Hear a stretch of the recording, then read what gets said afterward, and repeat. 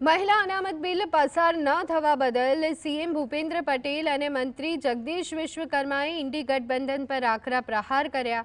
જગદીશ વિશ્વકર્માએ જણાવ્યું કે આ 50% મહિલાઓ પર પ્રહાર છે અને કોંગ્રેસે નારી શક્તિનો માત્ર વોટ બેંક તરીકે ઉપયોગ કર્યો। મુખ્યમંત્રીએ આક્ષેપ લગાવ્યો છે કે વિપક્ષની મહિલા વિરોધી માનસિકતાના કારણે ઐતિહાસિક તક ગુમાવી છે। તેમણે ઉમેર્યું કે પરિવારવાદને પોષતી કોંગ્રેસ સામાન્ય પરિવારની બહેનોને સંસદમાં પ્રતિનિધિત્વ મળતું અટકાવવા નકારાત્મક રાજનીતિ કરી રહી છે। હિતને અવગણવાની તો તેમની જૂની આદત છે। કોંગ્રેસના સમયમાં મહિલાઓને બેંક ખાતા, સ્વાસ્થ્ય સુરક્ષા, ટ્રિપલ તલાકમાંથી મુક્તિ જેવી મૂળભૂત સ્વતંત્રતા અને સુવિધાઓથી પણ વંચિત રાખવામાં આવ્યા હતા।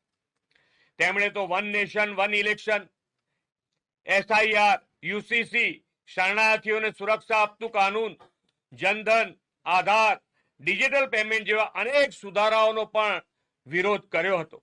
નારી શક્તિને વિકાસમાં અને નીતિ નિર્ધારણમાં ભાગીદારી આપવાની લડાઈ તો દશકોથી